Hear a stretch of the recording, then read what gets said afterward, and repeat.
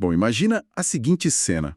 É aquele clássico, tipo, quase cinematográfico mesmo. Uhum, a gente já até sabe qual é a imagem. Exato. Um veículo 4x4, todo coberto de poeira, carregado com aqueles galões de combustível no teto e pneus reservas na traseira. Bem no estilo de expedição, né? Isso, cruzando uma planície inóspita e vazia na Patagônia. Ou sei lá, levantando uma nuvem de terra vermelha no interior remoto da Austrália, longe de qualquer civilização. Sem um tracinho sequer de sinal de celular. Pois é. É uma imagem que vem de um romantismo incrível nas redes sociais para quem acompanha a gente. Mas assim, a nossa intuição logo diz que a peça de equipamento mais importante para quintar o volante desse carro deve ser um guincho de R$ 20 mil. Ou um motor V8 absurdamente potente, né? É o que todo mundo pensa. Total. Só que, ao mergulharmos nos diários de viajantes veteranos para a nossa imersão de hoje, a gente descobre que a ferramenta definitiva que separa uma expedição de sucesso de um resgate de emergência é, na verdade, uma simples pá de cavar buracos. Caramba, uma pá! Essa quebra de expectativa é exatamente o que torna esse universo tão fascinante, sabe? Com certeza. Olá, bem-vindos a mais uma imersão profunda. Eu sou seu apresentador e, como sempre, estou animado para dissecar o assunto de hoje. E eu sou a sua especialista residente, muito empolgada para guiar a nossa análise. Porque essa imagem romantizada que vemos no Instagram esconde uma complexidade mecânica e, psicológica brutal nos bastidores. Exatamente. E para o nosso papo de hoje, nós reunimos uma coleção de materiais riquíssima. Não temos apenas manuais teóricos aqui. Não mesmo. Nós temos relatos viscerais de quem vive na estrada. Uhum. Temos análises táticas de equipamentos e até, olha só, um recibo detalhado e sujo de graxa de uma oficina mecânica. Esse recibo é a melhor parte. A ideia da nossa missão aqui é arrancar os filtros românticos, quebrar os mitos sobre o que é estritamente necessário para começar. E revelar a engenharia e o custo nu e cru de manter uma máquina rodando a centenas de quilômetros de qualquer socorro, né? O que realmente é overlanding. E o mais interessante é que, mesmo para quem não tem a menor intenção de cruzar um deserto amanhã, essa discussão vai muito além de pistões e barracas de teto. Sério? Como assim? É que, no fim das contas, é uma análise profunda sobre autossuficiência, sabe? Sobre como gerenciar riscos de forma lógica em cenários totalmente caóticos. Ah, entendi. É quase um estudo de comportamento? Exato. E sobre a psicologia de como a mente humana reage quando o conforto desaparece e o inesperado toma o controle da situação. Fascinante. Então vamos começar do princípio, porque a própria palavra overlander já carrega uma carga histórica que pouca gente conhece. Sim, lendo os relatos históricos nos nossos materiais, fica claro que isso não nasceu de uma campanha de marketing de montadoras de carros. De jeito nenhum. O termo vem lá da Austrália, originado de uma necessidade real de sobrevivência. Tratava-se do transporte de gado pelo Outback, né? Aquele interior árido, vasto e super implacável do país. Uhum. Os pioneiros precisavam cobrir umas distâncias astronômicas, enfrentando um território onde, estatisticamente, 1 em cada 3 animais rastejantes é altamente peçonhento. Nossa, imagina a tensão o tempo todo. Pois é. E compreender essa raiz de travessia e sobrevivência é a chave para entender o que o overland moderno realmente é. E principalmente o que ele não é, certo? Os textos que a gente analisou traçam uma linha muito rígida separando essa prática do tradicional off-road. A diferença filosófica é brutal. No off-road, a lama, vala ou aquela pedra gigante são o objetivo final. A pessoa sai de casa para encontrar o obstáculo, testar a máquina e voltar, né? Exatamente. Já no overlanding, o obstáculo é simplesmente um pedágio. É um inconveniente no caminho para um destino remoto. Claro, ninguém quer atolar. Atolar atrasa o cronograma inteiro. Totalmente. Isso muda toda a perspectiva de como você prepara o veículo. E os diários de viagem também fazem questão de separar o overlanding do caravanismo clássico, sabe? O famoso mundo dos motorhomes. Ah, sim. Porque parar em um posto de gasolina asfaltado ou ficar num camping estruturado no litoral não entra na definição, né? Com tomada para ligar o ar-condicionado e o Wi-Fi liberado. Definitivamente não conta. A essência do overlanding é acessar o mapa em branco. É chegar em locais que são subnotificados. Precisamente. Se a gente fosse simplificar para quem está escutando, o caravanismo seria como levar a infraestrutura da civilização para dentro da natureza. Tipo ir para um resort levando a própria cama. Isso. Enquanto o overlanding exige a imersão na natureza, abrindo mão dessa infraestrutura. O que obriga o veículo a se transformar num sistema de suporte à vida completamente autônomo. É como ser um explorador do século XIX, mas com um motor a diesel, né? Mas, espera aí, deixa eu bancar o cético por um momento aqui.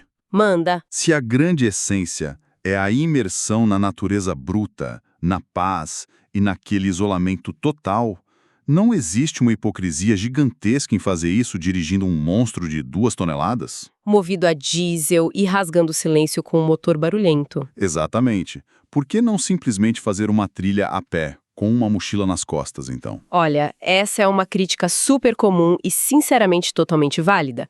A resposta que transparece nos relatos dos viajantes de longo curso é a questão da escala e do alcance. Como assim escala? Uma mochila limita a exploração a um raio de poucos quilômetros a partir de um ponto de apoio, sabe? O veículo 4x4 funciona como um passaporte para geografias que seriam inacessíveis numa vida humana normal. Ah, entendi. Então o objetivo não é dominar a natureza com o motor. Não é usar o motor para alcançar as comunidades mais isoladas e os cantos mais intocados possíveis. E isso se reflete perfeitamente na atitude de quem faz isso a sério. Verdade. Tem aquele trecho em um dos diários que revelou um mantra de um veterano, né? Que dita todo o tom da viagem. Sim. Ele diz que, ao chegar em qualquer lugar, a abordagem deve se resumir a "com licença, muito obrigado, e eu vim para aprender". Eu vim para aprender. É uma postura de pura humildade, não de conquista. Exato, é parar de ver as comunidades isoladas e as paisagens como meros cenários de fundo para tirar uma foto bonita para o Instagram. E passar a tratá-las como salas de aula. Afinal, se a essência é a exploração, ter uma rota 100% planejada no Google Maps não estragaria a premissa de território desconhecido? Estraga muito. Quando a ponte cai ou a estrada simplesmente deixa de existir, ter um roteiro muito engessado é o que gera frustração. A flexibilidade mental de aceitar que o destino final importa menos que as pessoas no caminho é o que salva a experiência. Falando em salvar a experiência, vamos entrar no grande debate mecânico que divide esses viajantes. Porque, bom, se a jornada exige tanta autossuficiência, a escolha da máquina deve ser uma ciência exata, certo? E os materiais nos jogam direto no meio dessa guerra eterna, né? Caminhonete contra SUV. Pois é. A caminhonete é descrita carinhosamente nos textos como coração de mãe. Porque sempre cabe mais uma tralha na caçamba. Sempre cabe. Mas o verdadeiro trunfo não é só o espaço, é o que está embaixo dela. A famosa suspensão de feixe de molas. E para quem não é tão familiarizado com mecânica, o feixe de molas é basicamente um monte de réguas de metal grosso empilhadas umas sobre as outras, bem ali perto das rodas traseiras. É a exata mesma engenharia usada numa carroça do século XVIII, né? É um negócio super bruto. É muito bruto, pula bastante quando a caçamba está vazia, mas quando a pessoa coloca uns 500 quilos de água, combustível e equipamento em cima... Essas placas de metal absorvem e distribuem o peso de uma forma que uma mola helicoidal moderna simplesmente não consegue sem quebrar. É indestrutível. Por outro lado, o SUV oferece uma dinâmica de direção muito superior. Ele poupa a coluna da pessoa em uma estrada toda esburacada. E tem a grande vantagem do espaço interno unificado, né?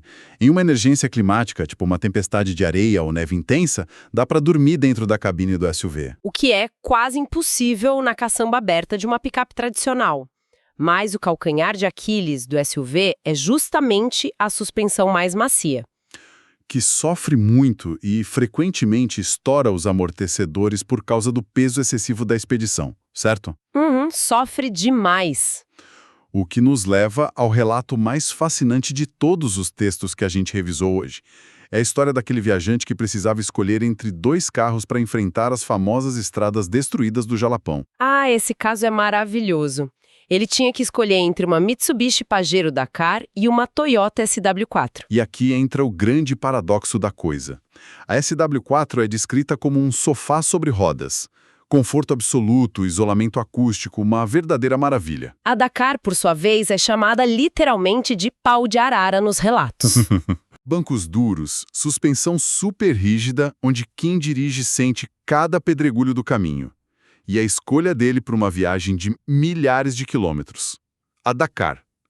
A muito menos confortável. E quem escuta deve estar se perguntando como alguém em sã consciência escolhe sofrer mais. Exatamente. Parece loucura. Por que fazer isso? É muito contraintuitivo, mas a lógica mecânica por trás dessa escolha é de uma genialidade absurda. O problema da SW4, nesse contexto extremo, é que o conforto dela é uma mentira sedutora. Uma mentira sedutora, gostei do termo. É que o carro mascara a violência real do terreno. Como a cabine não balança e o banco é super macio, quem está dirigindo não sente a agressão. E o que o cérebro faz? Ele pisa no acelerador, claro. Acha que tá tudo bem. Isso. O veículo passa voando por aquelas costelas de vaca na terra, engole buracos em alta velocidade, o corpo humano fica intacto, mas a mecânica do carro está sendo moída, triturada em silêncio. Caramba, já a Dakar, por ser toda desconfortável, transfere o choque da estrada direto para a espinha dorsal de quem dirige, né? Exato. A dor atua como um freio natural. O corpo não aguenta o tranco, então a pessoa é obrigada a reduzir a velocidade imediatamente. O desconforto humano, ironicamente, atua como um escudo que salva a vida útil do veículo. Isso é brilhante. É incrível, né? E faz um paralelo perfeito com o famoso debate na comunidade de corrida de rua. Ah, a história dos tênis. Essa mesma. Sabe quando as marcas começaram a lançar aqueles tênis super maximalistas, com solados enormes e ultramacios? De repente, os ortopedistas notaram uma explosão de lesões graves nos joelhos dos corredores. Aconteceu exata mesma coisa que com o SUV. Totalmente. O tênis isolava tanto o pé que o cérebro parava de sentir o impacto com o chão. Como resultado, o corredor pisava com muito mais força do que deveria, destruindo as articulações de dentro para fora. Já quem corre com tênis minimalistas ou até descalço, sente cada pedrinha no asfalto. O cérebro recebe o sinal de alerta e naturalmente ajusta a biomecânica para pisar de forma leve e super cuidadosa. O carro desconfortável é o tênis minimalista da viagem. A analogia é simplesmente perfeita. A ausência de feedback sensorial é perigosa em qualquer cenário de resistência. Mas me diz uma coisa, para além dessa disputa entre picapes e SUVs, os relatos convergem para alguma regra de ouro? Convergem sim, e é uma regra que destrói completamente aquele elitismo desse meio. O melhor carro para uma expedição é aquele que já está estacionado na sua garagem. O carro que a pessoa já tem. E a prova definitiva disso é a história da Monga, né? A maravilhosa Monga, a história daquele casal que foi até o extremo sul das Américas, lá no Ushuaia, dirigindo uma Land Rover Discovery fabricada em 1996. Mas vem cá. Encarar a Patagônia num carro pesado e com quase 30 anos de idade não cruza a linha da coragem e entra no território da pura irresponsabilidade? É bem natural pensar assim. Tinha até um bolão de apostas achando que a Monga nunca voltaria. Mas ela ilustra uma vantagem que os carros 0 km perderam. A simplicidade analógica? Exatamente. Carros antigos têm muito menos sensores eletrônicos complexos. Em um veículo super moderno, qualquer coisinha pode colocar o motor em modo de segurança e travar o carro inteiro. No meio do deserto, só porque um minúsculo sensor de emissões leu uma impureza no diesel. Pois é. Já a mecânica antiga se resolve com ferramentas básicas e conhecimentos que mecânicos de vilarejos isolados dominam com facilidade. A Monga foi e voltou, provando que a paixão, a coragem de cruzar a fronteira e a tolerância ao improviso são muito mais potentes que o ano de fabricação estampado no documento do carro. A verdadeira barreira de entrada é puramente psicológica, no fim das contas. E se a barreira é psicológica, a manutenção dessa sanidade mental nos leva direto aos equipamentos, né? Porque a imagem comercial do overlanding sempre tenta vender aquele carro apocalíptico. Pneus gigantescos raspando na lataria, uma verdadeira constelação de faróis de LED no teto. E os guinchos que custam o preço de uma moto popular. Mas os especialistas que destrincharam a preparação de veículos trazem uma perspectiva bem mais humilde e realista para os nossos diários. Muito mais. No fim do dia, a sobrevivência não depende da tração, mas da biologia humana. As duas prioridades absolutas não são guinchos caros. São dormir bem e comer bem. porque se o sistema nervoso central entrar em colapso por exaustão, começam os erros. E um erro de julgamento numa serra não pavimentada por falta de sono é fatal, sabe? E a logística de garantir esse sono levanta uma matemática de tempo que muda o jogo completamente. As análises mostram o impacto de usar uma barraca de chão tradicional contra uma barraca de teto, daquelas fixadas no bagageiro do carro. A matemática é chocante para quem está planejando. O relato conta que armar uma barraca de chão, esticar todos os isolantes térmicos, montar os sacos de dormir e depois fazer o processo reverso na manhã seguinte consome pelo menos 20 minutos por dia. E limpando terra, lidando com umidade.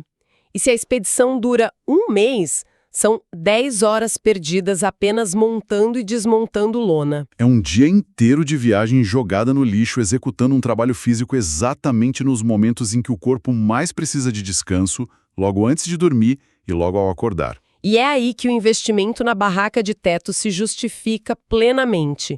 Modelos com estrutura rígida que se abrem através de amortecedores a gás em, 3 segundos. Já com a cama, o colchão e os travesseiros todos arrumadinhos lá dentro. E fecha em menos de 2 minutos. Isso não é luxo, né? De forma alguma, é puro gerenciamento de energia.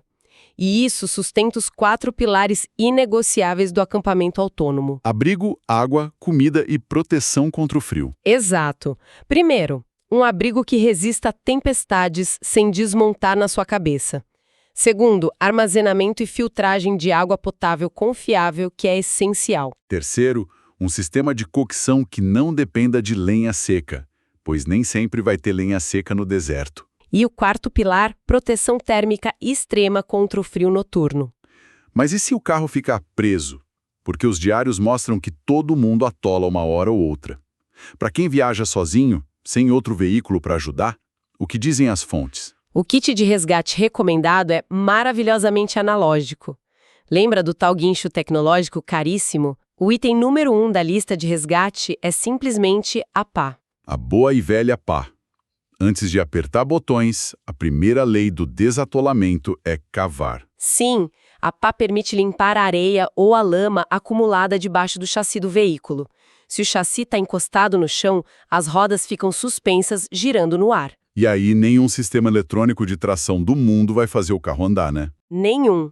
Junto com a pá, o kit exige pranchas de desatolagem, que são aquelas placas de plástico super resistentes para colocar embaixo dos pneus, além de cintas elásticas e manilhas de aço. Mas a regra de ouro que os mecânicos apontam é investir em um conjunto de pneus genuinamente adequados, sejam os all-terrain ou os mud-terrain para lama, né? O melhor equipamento de resgate é aquele que não precisa sair do porta-malas. Prevenir é sempre melhor do que cavar no sol quente. Com certeza. E prevenção nos leva a um dos pontos mais críticos do planejamento: a navegação no século XXI. Em plena era da conectividade, os relatos apontam uma armadilha fatal para quem está começando. Que é a dependência psicológica do sinal de celular e dos serviços na nuvem. Confiar que a inteligência artificial do GPS vai recalcular a rota no meio da Cordilheira dos Andes é assinar um atestado de perigo, concorda? Com certeza. O protocolo de segurança exige redundância. Fazer o download rigoroso dos mapas offline em aparelhos diferentes é o básico. Mas carregar mapas de papel e uma bússola continua sendo essencial. Celulares superaquecem no painel do carro e desligam o tempo todo. Telas quebram. O papel não precisa de bateria. E a ferramenta suprema de planejamento mencionada não é digital. É a interação analógica. Encostar num posto de gasolina rural e perguntar para quem dirige caminhões por ali há 20 anos como está a ponte da próxima cidade. Nenhuma atualização de satélite supera a informação empírica de quem vive no local, né? É impressionante como a tecnologia perde para o bom e velho diálogo. Perde feio. Mas, bom, vamos introduzir um choque de realidade agora. Planejar com papel e caneta é barato. Mas qual é a realidade financeira prática disso? Colocar essa tonelada de metal em movimento exige um compromisso financeiro bem brutal antes mesmo de sair de casa. Nós analisamos um recibo real de oficina daquele material do canal Girando Mapas. Isso, referente a uma manutenção preventiva em uma Mitsubishi Pajero. E os detalhes mecânicos dessa nota fiscal explicam de forma assustadora porque a confiabilidade é tão cara. Esse recibo é uma verdadeira aula de mecânica preventiva. Vamos olhar para o motor primeiro. Esse veículo específico consome absurdos 7,2 litros de óleo mineral. E o óleo mineral exige troca a cada rigorosos 5.000 quilômetros, custando mais de R$ 160 só o óleo. Isso significa que, numa expedição transcontinental, trocar o óleo deixa de ser aquele evento anual da cidade e passa a ser uma rotina logística constante. Sangrando orçamento repetidas vezes. E a lista de peças no recibo não para por aí. Dissecando os custos vitais, tem um item que chama muito a minha atenção. Qual foi? A troca das coifas das homocinéticas. Cerca de R$ 270 para os dois lados. E para quem não faz ideia do que é isso, pensa na roda dianteira do carro. Para que o motor consiga girar a roda e ela vire para os lados, tem uma junta cheia de engrenagens, toda lambuzada de graxa. E a coifa é só uma borracha sanfonada que envolve e protege essa junta, certo? Exatamente. Aí a gente pensa, por que gastar nisso se o carro estava andando bem? Porque se essa borracha estiver levemente ressecada, um galho na trilha faz um rasgo de meio centímetro, a areia do deserto entra, mistura com a graxa e vira uma lixa. E em questão de horas, essa lixa tritura o metal, a roda trava e o carro vira um peso morto no meio do nada. É a perfeita ilustração do efeito borboleta na mecânica. Uma borracha rasgada destrói uma expedição inteira. O recibo também lista R$ 248 em pastilhas de freio e R$ 196 nas buchas de bandeja da suspensão. Aquelas que funcionam como a cartilagem dos nossos joelhos absorvendo choque, né? Isso. E tivemos ainda as trocas de óleo dos diferenciais e da caixa de transferência.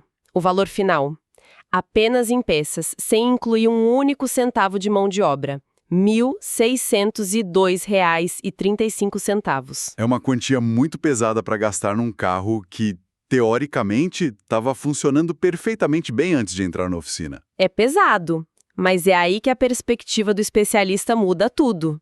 R$ 1.600 em manutenção preventiva é infinitamente mais barato do que pagar um guincho plataforma militar para te resgatar num salário boliviano. É literalmente o preço da liberdade pago antecipadamente. O prêmio de um seguro, basicamente. E ao amarrarmos todas essas peças da nossa análise de hoje, as origens australianas, a genialidade de usar o desconforto como proteção, a matemática da barraca e o recibo da oficina, chegamos a uma síntese final muito clara. De que o overlanding não é uma competição de vaidade de quem tem o carro mais caro. Exato. É uma mentalidade de resiliência pura. É a arte de aceitar que coisas vão dar errado, para-choques vão amassar e que o combustível vai ser a maior despesa. Mas a experiência e as conexões humanas feitas na beira da estrada entregam um valor que não tem preço. Com certeza. O que nos deixa com um último pensamento provocativo.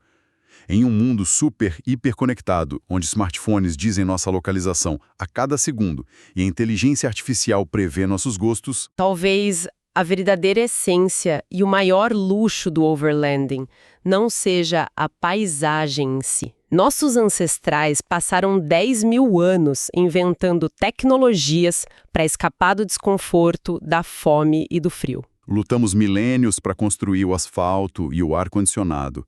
E hoje, o maior luxo moderno que o overlanding proporciona é, ironicamente, gastar milhares de reais para simular essa luta ancestral. O simples ato de ter os meios financeiros para se permitir ficar genuinamente perdido, incomunicável e passando dificuldade, forçando o cérebro a voltar ao puro instinto de sobrevivência. É uma reflexão e tanto sobre a natureza humana.